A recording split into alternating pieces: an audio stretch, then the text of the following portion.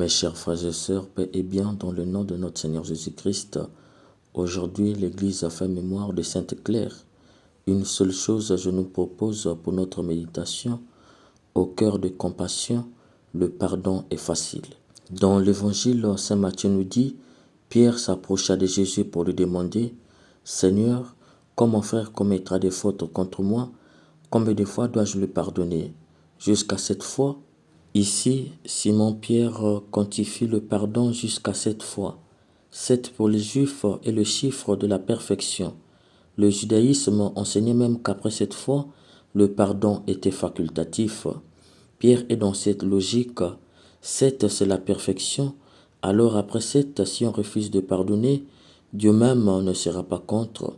Cependant, Pierre cherche l'approbation de Jésus. Hélas, Jésus va à l'encontre de la mesure humaine de ce que l'homme croit être la perfection. Je ne te dis pas jusqu'à 7 fois, mais jusqu'à 70 fois 7 fois. La perfection de l'homme n'est pas la perfection de Dieu. Ce que l'homme croit être la perfection n'est jamais la perfection pour Dieu. Mes chers frères et sœurs, n'allons pas si vite, car dans la réponse de Jésus, il y a une vérité fondamentale qui nous est révélée. Il est certes vrai que dans sa réponse, Jésus nous invite à pardonner jusqu'à l'infini, mais pourquoi a-t-il choisi 70 fois 7 fois? Quel est le sens de cette multiplication?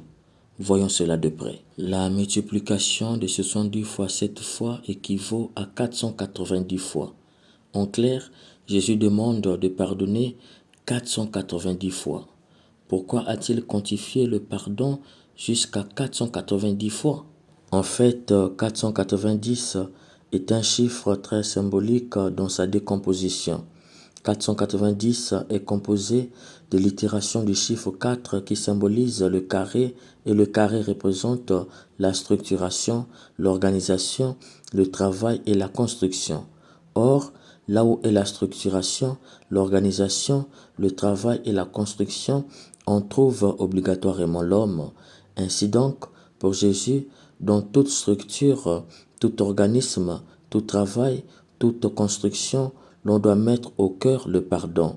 Là où l'homme est en mouvement, il doit y avoir le pardon. 490 est aussi composé de l'itération 9 qui représente l'humanité. Le pardon pour Jésus doit être dans toutes les structures, les organisations, les travaux et les constructions de l'humanité. Ce qui veut dire que partout dans l'humanité où l'homme est en mouvement, au cœur, il doit y avoir le pardon. 490 est en fait composé de l'itération 0 qui symbolise la source de tout. Ce qui veut dire que dans toutes les structures, les organismes, les travaux et les constructions de l'humanité, le pardon doit être la source de tout. On ne peut rien faire sans le pardon. Au demeurant, Jésus en disant « Je ne te dis pas jusqu'à 7 fois, mais jusqu'à 70 fois 7 fois », révèle que l'humanité ne peut se construire sans le pardon. Rien ne peut se construire, aucun travail, aucune structure, aucune relation ne peut se construire sans le pardon. Si Dieu a pris le risque de construire l'humanité et de créer l'homme à son image et à sa ressemblance, c'est parce qu'au plus intérieur de Dieu tapissait le pardon. C'est pourquoi l'homme en péchant, Dieu a envoyé son Fils Jésus. Mes chers frères et sœurs, notre erreur aujourd'hui est que nous oublions une vérité fondamentale. La mort de Jésus sur la croix était un grand acte du pardon de Dieu. Le sang qui a coulé, c'est pour la rémission des péchés. Par son sang versé sur la croix, Dieu a pardonné le monde. Ce qui veut dire que la croix, c'est le plus grand acte du pardon de Dieu. Et cette croix, Dieu l'a implantée au cœur de l'humanité comme signe de victoire. C'est pour dire qu'au cœur de l'humanité, Dieu a planté le pardon. Du coup, le pardon n'est plus un mot, mais un acte. Au plus profond de Dieu, il y a le pardon. Et au cœur de l'humanité, par la croix du Christ, Dieu a implanté le pardon. Pierre ne savait pas qu'en Jésus qu'il voyait, le Père avait fait advenir dans l'humanité son grand pardon. Pierre ne savait pas non plus que par la crucifixion de Jésus, ce grand pardon devait être planté au cœur de l'humanité et que dorénavant, rien ne peut se construire dans l'humanité sans le pardon. La question que nous pouvons nous poser est la suivante. Pourquoi Dieu a voulu par son Fils Jésus-Christ planter au cœur de notre humanité le grand pardon?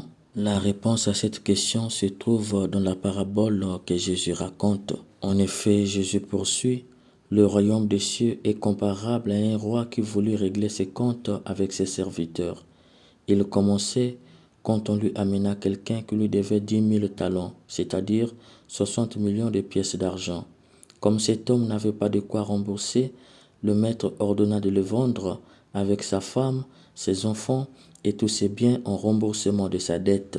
Alors, tombant à ses pieds, le serviteur demeurait prosterné et disait: Prends patience envers moi, et je te rembourserai tout. Saisi de pitié, le maître de ce serviteur le laissa partir et lui remit sa dette. Mais, en sortant, le serviteur trouva un de ses compagnons qui lui devait 100 pièces d'argent.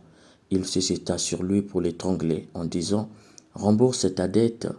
Alors, tombant à ses pieds, son compagnon le suppliait: Prends patience envers moi, et je te rembourserai. Mais l'autre refusa et le fit jeter en prison jusqu'à ce qu'il ait remboursé. Ses compagnons, en voyant cela, furent profondément attristés et allèrent tout raconter à leur maître. Alors celui-ci les fit appeler et lui dit: Serviteur mauvais, je t'avais remis toute cette dette parce que tu m'avais supplié.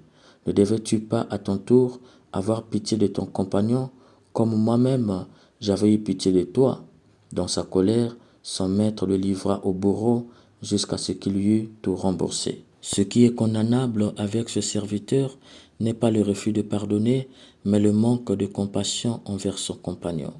Son maître avait eu pitié de lui alors qu'il lui devait beaucoup, mais lui à son tour n'a pas eu pitié de son compagnon qui lui devait moins que ce que lui-même devait à son maître. Il a été tout simplement incapable d'offrir un minimum de compassion alors que lui-même avait été bénéficiaire d'une grande compassion. Ainsi donc, le ce pourquoi Dieu a implanté au cœur de l'humanité le grand pardon par la croix de son Fils est la grande compassion qu'il a en l'endroit de l'humanité et de l'homme. Tout homme en humanité est bénéficiaire de cette grande compassion qui n'a pas de prix. Du coup, l'homme se doit d'offrir un minimum de compassion en chaque homme en humanité qui le blessera, étant donné que cette compassion est d'ores déjà insignifiante face à cette grande compassion que Dieu lui a témoignée. Par conséquent, la compassion est la matrice du pardon. Sans la compassion, il est impossible de pardonner à l'autre. C'est pourquoi nous avions dit: au cœur de compassion, le pardon est facile. Mes chers frères et sœurs, qui a un cœur de compassion, le pardon est facile. Dieu a eu compassion de notre humanité, c'est pourquoi il a planté au cœur de notre humanité le pardon. Comme pour nous dire, au plus profond de lui se trouve le pardon.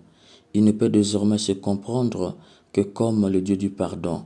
Nous pouvons aller dans tous les sens, Dieu reste le Dieu du pardon. Le pardon est ce qu'il y a de plus profond en lui. Son pardon va très loin. Il va jusqu'à l'oubli du pardon lui-même, c'est-à-dire il oublie et le pardon demandé est le motif du pardon demandé. C'est pourquoi il ne se lasse jamais de pardonner et ne fixe aucune limite ni règle dans le pardon. Sa compassion empêche tout refus de pardonner, toute limite et toute règle. Si dans nos structures, nos organismes, bref, si dans nos lieux de travail et de construction, le pardon est une denrée rare, c'est parce que la compassion a foutu le camp de nos cœurs. Chaque fois que tu entends « je ne peux pas pardonner », sache que ce cœur manque de compassion. Or, un cœur sans compassion ne peut pas aimer, car l'amour sans la compassion est aveugle. Du coup, ne jamais croire à un tel amour. C'est un amour hypocrite et intéressé, prêt au meurtre. Pour aimer, il faut avoir dans le cœur la compassion. Et avoir de la compassion, c'est être prêt à pardonner. La compassion est un baume versé sur chaque misère. C'est le souci que le cœur ressent pour un être en état de misère. Une pitié profonde qui pousse à agir en posant un acte bon. Une pitié qui ne laisse pas indifférent. En fait, face à celui qui te blesse, il faut avoir pitié de lui. Il faut le prendre en souci. Pauvre de lui, il ne sait pas ce qu'il fait. Et au nom de la pitié, le pardonner. La compassion est un affect qui vise à maintenir la relation coûte que coûte. La compassion affecte le cœur, c'est pourquoi la compassion est un affect relationnel. Il a en autrui sa cause, il est orienté vers autrui. La compassion affecte le cœur par le mal reçu, au même moment, elle est affecte envers celui qui a causé ce mal, d'où, au nom du souci et de la pitié profonde, elle ne vise que le pardon, puisqu'elle nous pousse à partager les misères de l'autre. Il y a une grande différence entre un regard compréhensif et un regard compassionnel. Un regard compréhensif, c'est comprendre celui que vous a blessé, mais un regard compassionnel, c'est recevoir un choc qui oblige à faire quelque chose de bien envers celui que vous a blessé. Et ce quelque chose de bien, c'est le pardon à offrir. Si aujourd'hui on tue, on violente ou on maltraite, c'est parce que dans le cœur, il n'y a pas de compassion. On n'entend pas leur demande de pardon parce qu'il n'y a rien dans le cœur qui pousse à la pitié profonde. C'est pourquoi qui a dans son cœur la compassion pardonne sans arrêt. Cher bien-aimé, quand l'autre te blesse, ce qu'il faut demander n'est pas la force de pardonner, mais la grâce de la compassion.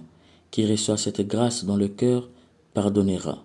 N'oublions pas que Jésus nous a avertis, nous serons traités sévèrement si nous ne nous pardonnons pas mutuellement. Qui arrive en Dieu qu'un homme au cœur de compassion. Que l'Esprit Saint nous donne la grâce de la compassion dans le cœur pour que nous arrivions à nous pardonner les uns les autres. Amen.